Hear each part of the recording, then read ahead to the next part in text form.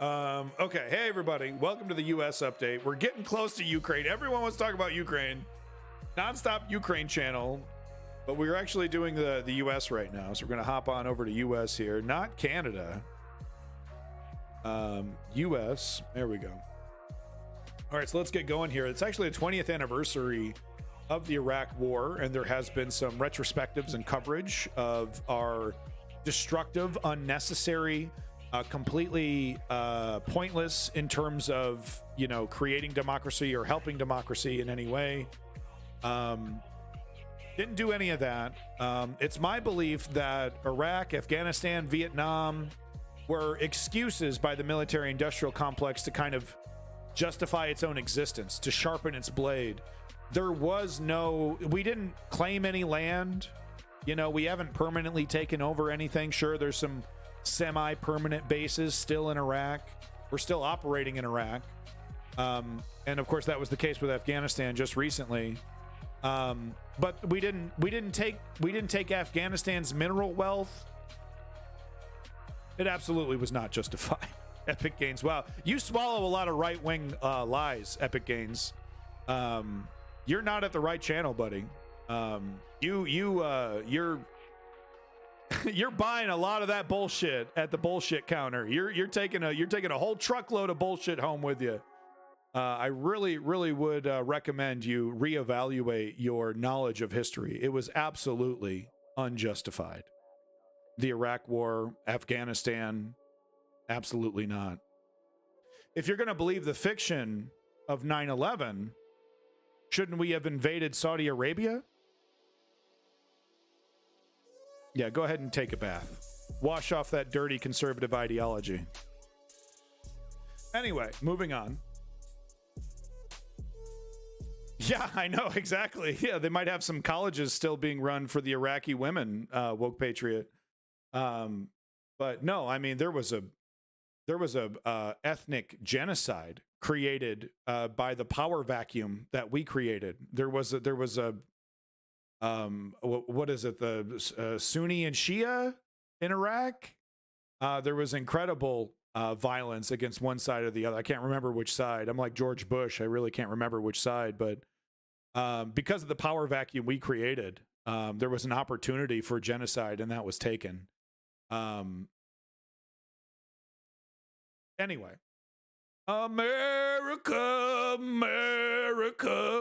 buy all my bullshit. Fill your minivan. Okay, let's go. Hello, Sunday marks 20 years since the start of Operation Iraqi Freedom, the U.S.-led invasion that toppled Saddam Hussein. The military operation was launched without UN support, unlike the first Gulf War or the invasion of Afghanistan. Our diplomatic editor, James Bays, looks at how the invasion damaged the credibility of the United Nations. UN weapons inspectors in Iraq, their job to track down the country's chemical and biological weapons. We now know there weren't any. The former Iraqi ruler Saddam Hussein had ceased his WMD program years earlier. But in 2003, US President George Bush, backed by the British Prime Minister Tony Blair, was saying he was hiding a huge stockpile, and they claimed they had the intelligence to prove it. The US Secretary of State Colin Powell, now known to have been privately skeptical himself, tried to make the case in the Security Council, even wielding a vial he said could be anthrax. The US and UK, bitterly opposed by much of the international community, including France and Germany, failed to get a Security Council resolution to authorize a war. They launched one anyway. In the aftermath, one British diplomat who'd worked... Yo, China don't want that fucking heat. China don't want that fucking heat. China wouldn't dare invade Taiwan, and it's directly because of the support that Taiwan enjoys from the United States. They didn't want that fucking heat. You're trying to plant these seeds of doubt, dude. I swear to God, you're an interesting fellow there, Ming Dynasty. The U.S. is absolutely not overextended. It would be the biggest gift to the military-industrial complex if China were to invade Taiwan.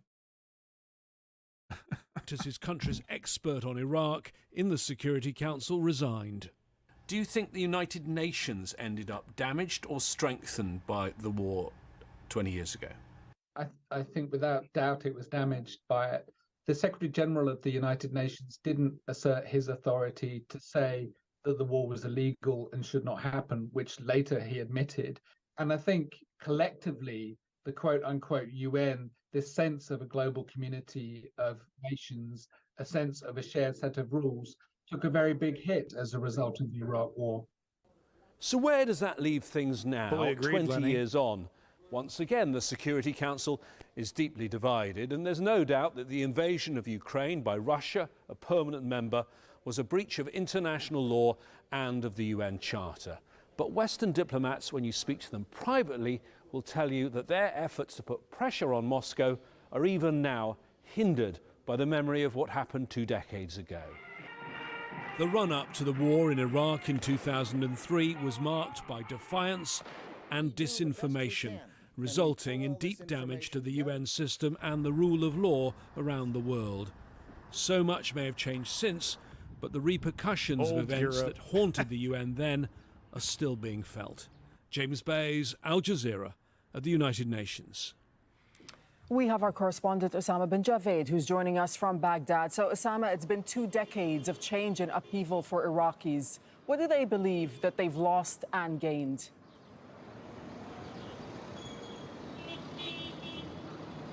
Well, it depends on who you speak to here in the capital, Baghdad. Many people are going about their business as they mark 20 years. There isn't anything to commemorate. Most Exactly, Iraqis... exactly. It's just this thing that happened. It's just another thing. Most people in Iraq and Afghanistan, you know, you ask them, what's 9/11? Why did the U.S. invade? They're like, we have no idea. Some of the more rural people being interviewed, and this goes way back, Woke Patriot could back me up on this one, when they asked about, you know, who's invading, they thought it was the Soviets. Okay, they don't fucking care. We had no business. Our military had no business being in here. We should have been doing heavy diplomacy, but this wasn't about diplomacy or Iraq or peace or negotiations or death or whatever. None about that. It was about George Bush and his small PP, dude. It was about the military-industrial complex needing to justify its existence, needing a boogeyman, needing retribution for 9/11, and knowing full fucking well that you're not going to be invading Saudi Arabia. That's what this shit's about. I tell you that in the last 20 years, yes, there have been improvements, but in comparison to what they've lost, there is no equation there. They None will of tell them. you that Line they've cut. lost None of them. Social security. Thanks, Barack Obama. Got to look forward, not backwards, right? Why? So the criminals in the future can commit the same crimes? You fucking constitutional lawyer, my dick. Constitutional lawyer Barack Obama dropping bombs on motherfuckers, telling me, man.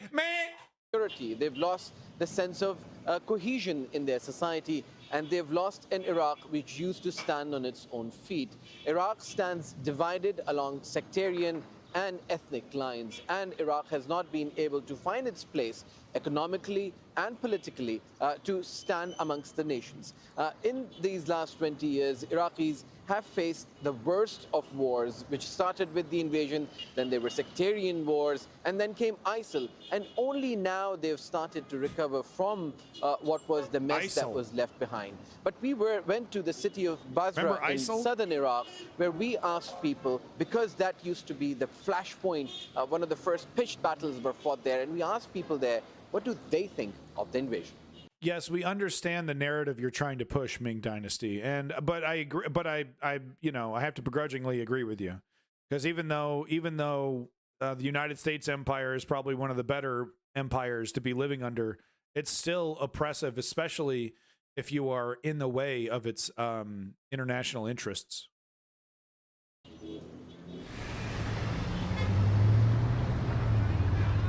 Basra's famous Italian bridge wasn't here 20 years ago.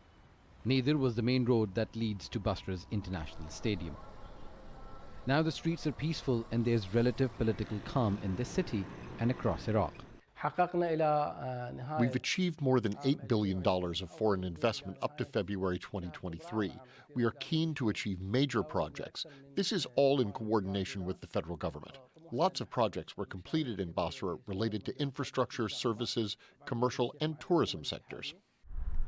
This oil field is named Majnoon, which means Okay, so why are you defending one over the other then, Ming Dynasty? It's pretty obvious where you want to steer this conversation there, Ming Dynasty. So you're like, you're doomed. You're all empires will fail, including the mighty West. The white devils will collapse under the weight of their own hubris. Okay. What about China? Oh, what about China? Oh no! Imagine tourism in Iraq. Yeah, I've you know. crazy in Arabic. Some say that refers to the large amount of oil reserves found here in one location, an estimated 38 billion barrels. Texas The tea. Majnoon field produces 240,000 barrels a day for Iraq's economy, and production is planned to be expanded to 5.5 million barrels per day. Iraq's government says despite obstacles like corruption, red tape, and an unstable region, investors are lining up. They're mainly interested. I laugh in the face of the Chinese government's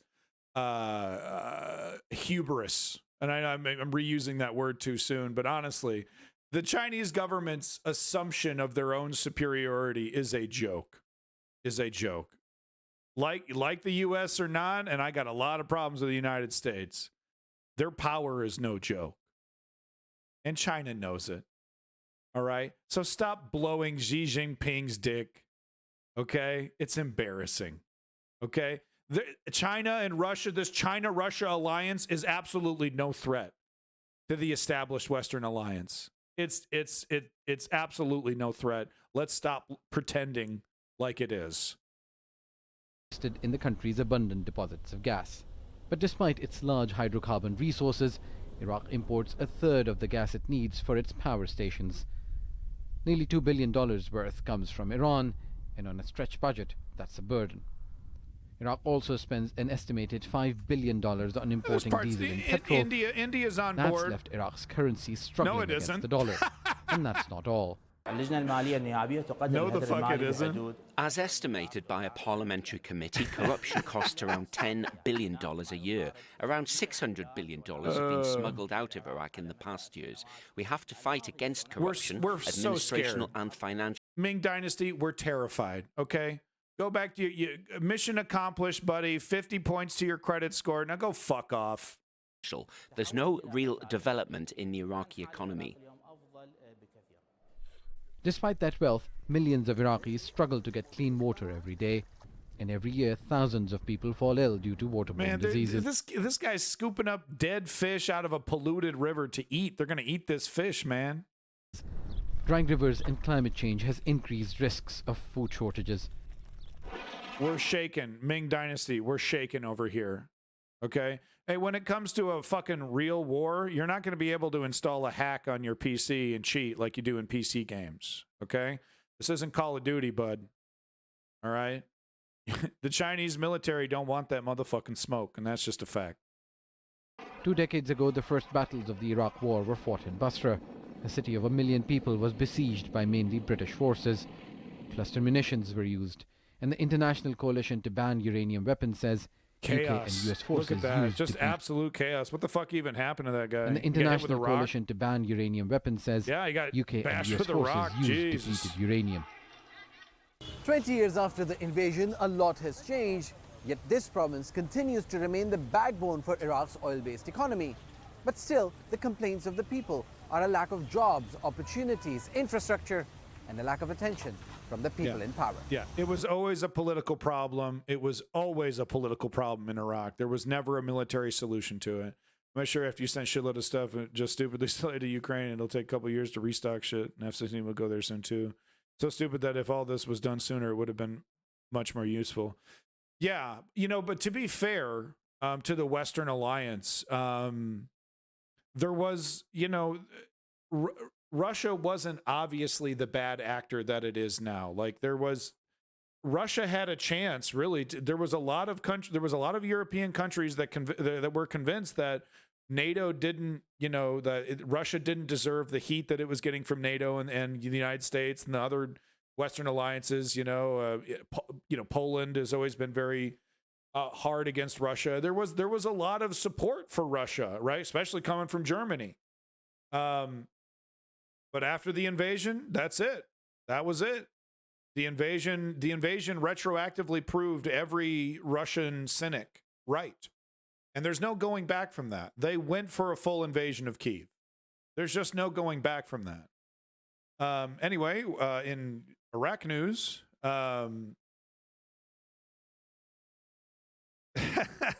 Ming Dynasty deserves every bit of shit you give him. Line cut. Anti-vax to the max. Oh, we got a pure blood. We got a pure blood in the fucking chat, folks. We got a pure blood, except they're filled with vaccines because they likely went to public school, because anyone, you know, stupid enough to be anti-vax would, of course, have gone to public school. I went to public school. And defending Russia.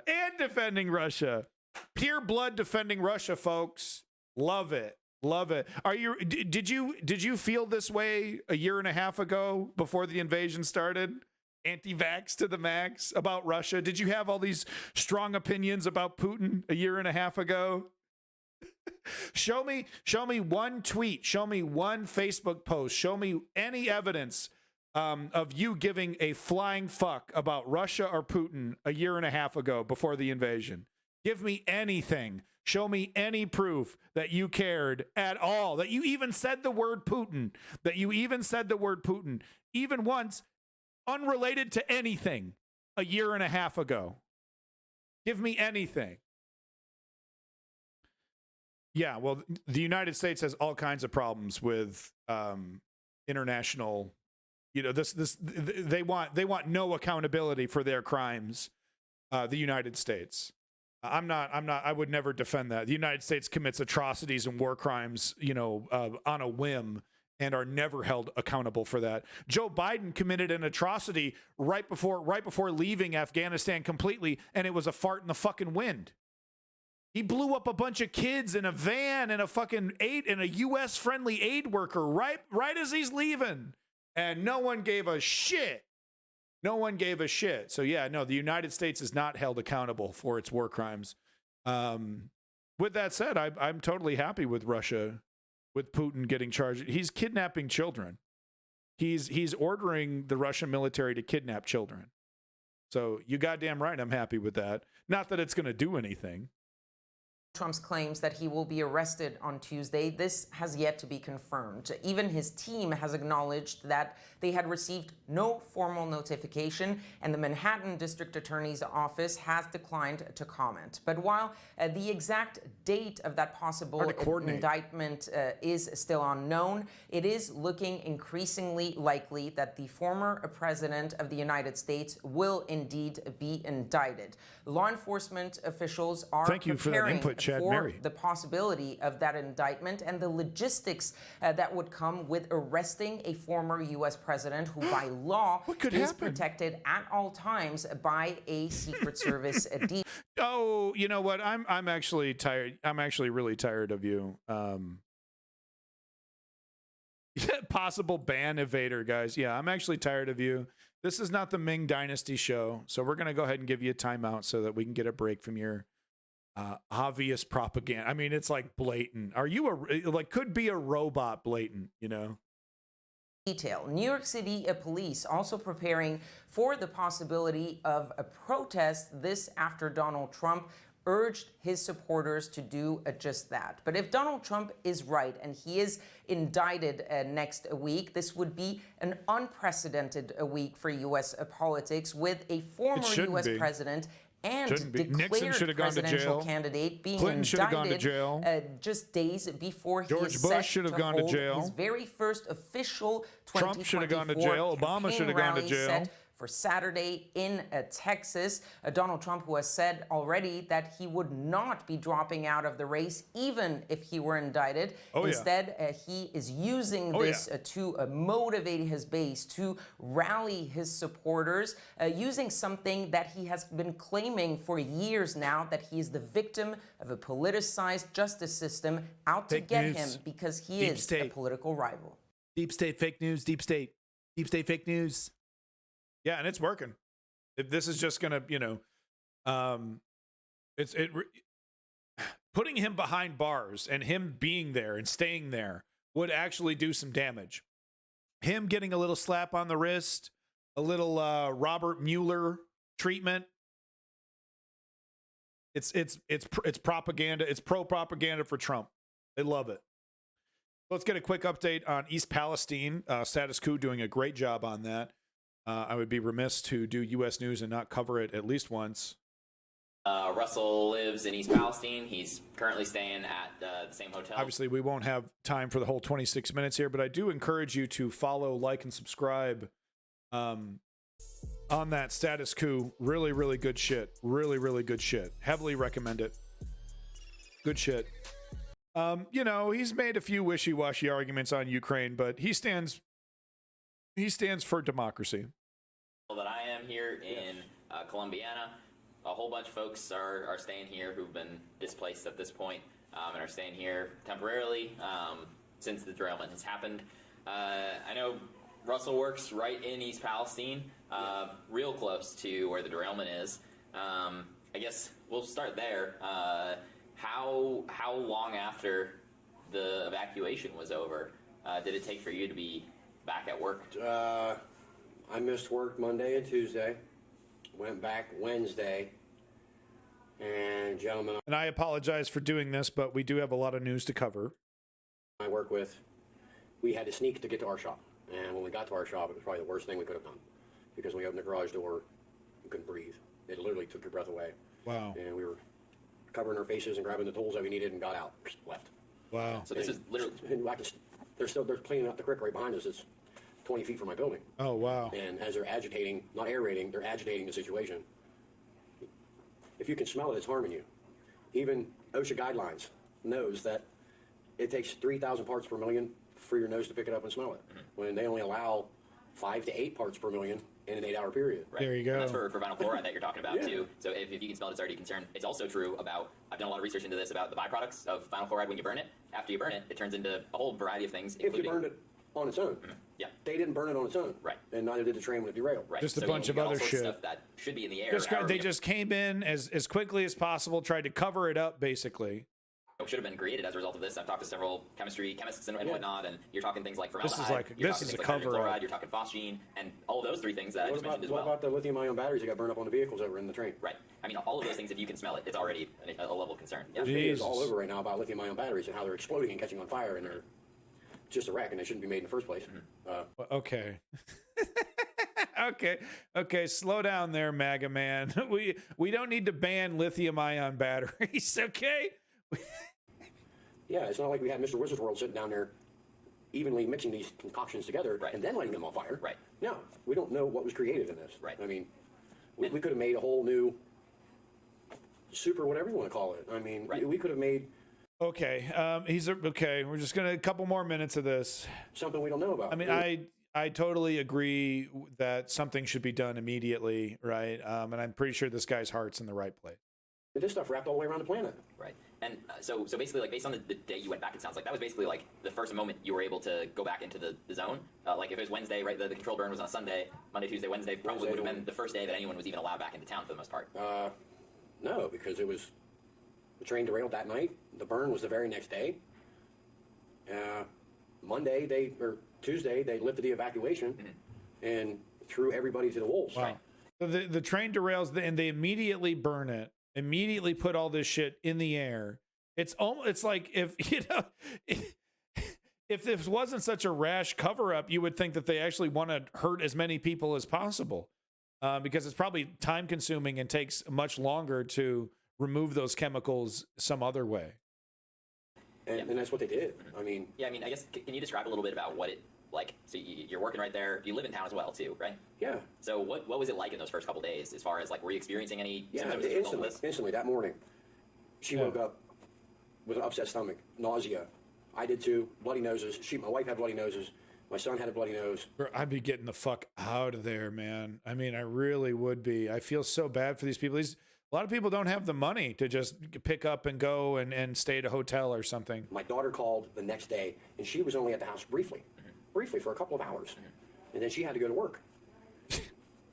She's I have no idea if Casey Jones is still running the railways. Is that the name of the person that was in charge of this? Casey Jones, really? Trained singer. She was trained in school to sing. She called my wife that next morning after the controlled burn. My wife didn't know who she was talking to. Couldn't understand her voice. I don't even sound like this. My wife's sitting right there. She'll tell you, I don't even sound like this. I wake up in the morning sounding normal. I go to work. I'm at work for about an hour and a half. My voice changes. He's going to work? I sound like I could sing the song Big Black Train. Right. And, I mean, it's no joke. Wow. My employer says it to me, everybody I work with, everybody I see. Terrible. I just saw a gentleman yesterday at Dollar General who I haven't seen in about 2 years because he had health problems and had surgery and stuff. And it's the first time I saw him. He said, wow, what'd you do? Just get back from Florida? Because you see my skin pigment. I don't look like this. I'm normally tan, not red. And I'll say too, I mean, it's not been exactly sunny here in East Palestine the last couple of days. That's Normally I go outside and I tan instantly. I tan like crazy, really good. He's like, yeah, you look like you went to Florida. I'm like, this is chemical burns, man. Yeah, but are you gonna get? I mean, is it okay to criticize his boss for like telling him that he's got to come into work? Is that okay to criticize him as well? Wow. It's not right here, Dave. Like I haven't seen him in like 2 years. For him to say that, I heard my wife say it to me 3 or 4 times. Your skin looks bad, and then she was saying right after the controlled burn, my eyes were sagging down. This and is you a could see the fucking reds in my cover-up. eyelids. It's like something's not right here. And I guess so. I'm assuming other folks you work with are probably experiencing symptoms as well. Yeah. Yes. Everybody that I work with. Right. I only work with 2 other guys, so it's not like a whole lot of people. Right. Yeah. Okay. Yeah. So they're fucked. It looks like a cover up. And where the fuck is Sleepy Joe? Where the fuck is Sleepy Joe, man? This is a slam dunk. These are easy slam dunks. You can't even send Pete Buttigieg. You can't even send Pete Buttigieg. They don't get it. They do not get it, right? What did they do? They had months to plan for Roe v. Wade, and what did they do when Roe v. Wade was killed? They sent out a fundraising email. They had months to prepare statements. They had months to prepare a rebuttal and repair, and this is the plan. We knew this was coming. We've gotten this warning. You can depend on us. And it was a fucking, ooh, make sure you vote Nancy Pelosi. And you got to give us lots of money or else we're not going to be able to stop this. They don't fucking get it. They don't fucking get it. The neoliberals. Out of the mystery files, what could this be? What is this? I want to believe. It looks like a meteor shower. What is to that?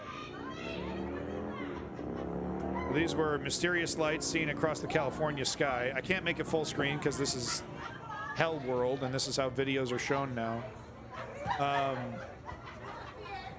Kind of looks like a meteor shower, but I don't know. This is meteor showers are usually like just a little streak in the sky and then it's gone. I don't know what the hell these are. The debris was likely from a retired Japanese satellite. Oh, it was satellite debris. What is that? Man, it sounds like a fun party. I want to go to the party that they're at. Space debris. Yeah, it's if you guys want to see something crazy, look at all the satellites in space. The amount of things that are floating around in space would actually blow your fucking mind. Look at this. Not hundreds, not thousands, tens of thousands of objects floating around in space. 6,542 satellites, out of which, so I was incorrect, not tens of thousands, thousands. So and this is the other thing. Most of them don't work. Most of them, it's like old technology that needs to be out of there, and they're just waiting for the orbit to decay, and it'll decay in another fucking 40 years. Some people have sounded the alarm about the amount of space junk that we have up there. They said that what the potential for, because it's big. This makes it look like they're just like they're about to hit each other, but that's not exactly the case. But there has been some discussion about, well, what if something catastrophic were to happen and like a couple satellites were to smash into each other and create, you know, a debris field that is just massive, and then it kind of turns into a cascading issue of debris smashing into other satellites, smashing into other satellites, smashing into other satellites, and then all of a sudden, all this technology that we're super dependent on stops working properly. Kind of like an EMP scenario, but not exactly the same. Kind of like that, but not exactly the same. So some people have said, hey, if we don't clear out some of this space junk, you know, some of this is in orbits that we can't predict, and it's doing things that are unpredictable. We could have a cascading issue where hundreds of satellites get damaged really quickly. They don't warn of such incidents because chaos were bigger than possible damage. True, yeah. Yeah, pretty wild stuff. The amount of space junk up there.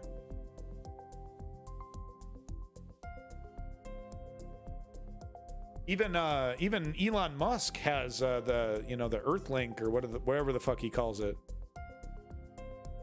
We won't be able to leave Earth because it would be too dangerous. Like I said, don't let the picture fool you. Don't let this picture, frighten you. Space is a whole lot bigger than what this makes it appear. But it'd be cool as hell to see, though, thousands of satellites.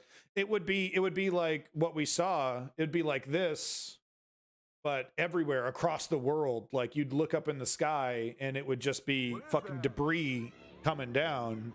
Not a lot of it would make it to Earth. Most of it would burn up in the atmosphere.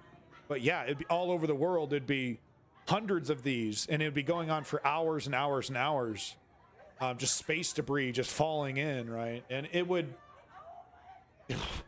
fuck up our communications. Like our GPS would be fucked. Our internet would be fucked. Like it would be all kinds of problems. It would create all kinds of problems. All right, everybody. Our last little bit of U.S. news, and it's everyone's favorite time of the day. It's the mass shooting update. Yay! Brought to you by Garbage Fuel. All right, there's been 134 U.S. mass shootings since the beginning of the year. 5,269 mass shootings since 2013. And 0 days since the last mass shooting. Hey, there we go. Happened just today. Kicking butt. Over there in Philadelphia, PA, we have 4 injured, gunman unknown. Chicago, Illinois, another 4 injured, gunman unknown. Let's hope these are legal guns. Over there at Dallas, Texas, 4 injured, gunman unknown. Not a lot of information today. Over there in Columbus, Ohio, 2 dead, 4 injured. Oh, you missed a couple. Gunman unknown. Portland, Oregon, we have 2 dead and 2 injured. Gunman unknown. Let's hope that the guns that were purchased in these crimes were legal. Personally, I hope so. Thank you so much, and it's been brought to you by Garbage Fuel, who would like to remind you that this problem will never get better unless we want it to, and this is the new normal. So if you find what I just did offensive, ask yourself why. It's now just commonplace. Thank you so much. All right, there you go, YouTube. That's the U.S. update. Thank you so much, YouTube. Have yourself a good one.